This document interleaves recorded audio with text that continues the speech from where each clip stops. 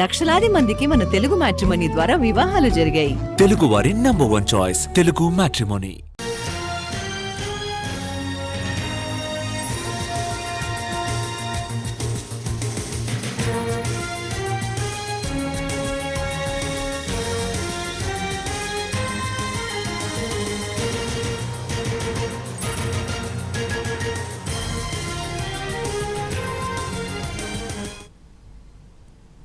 స్థానిక సంస్థల ఎన్నికలపై తెలంగాణ కేబినెట్ క్లారిటీ ఇవ్వనుందా?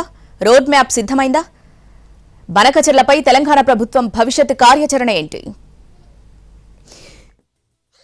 ఇవాళ తెలంగాణ రాష్ట్ర కేబినెట్ సమావేశం కానుంది.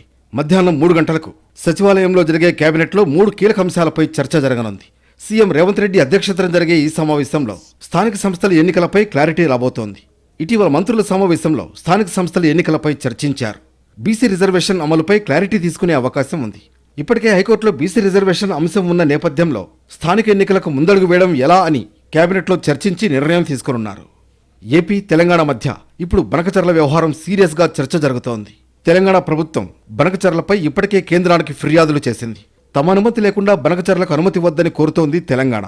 దీనిపై కేబినెట్లో చర్చించి భవిష్యత్తులో అనుసరించాల్సిన వ్యూహంపై నిర్ణయం తీసుకునే అవకాశం ఉంది. స్థానిక ఎన్నికలు, సంక్షేమ పథకాలకు నిధుల సమీకరణపై కూడా చర్చించనున్నారు. మొత్తంగా ఈ కీలక అంశాలపైన తెలంగాణ కేబినెట్ చర్చించనుంది. అయితే స్థానిక సంస్థల ఎన్నికలపై క్లారిటీ వస్తుందా లేదా అనేది వేచి చూడాలి.